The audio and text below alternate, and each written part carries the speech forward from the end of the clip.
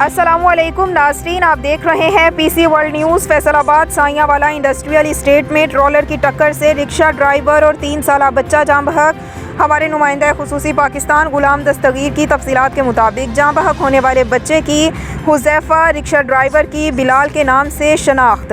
हादसे में 2 ख़वातीन समेत 3 अफराद ज़ख्मी, अलाइड हस्पताल मुंतकिल। ज़ख्मियों में 28 साला हफीज़ की हालत तशवीशनाक, बीवी नौरीन और खालदा की हालत बेहतर।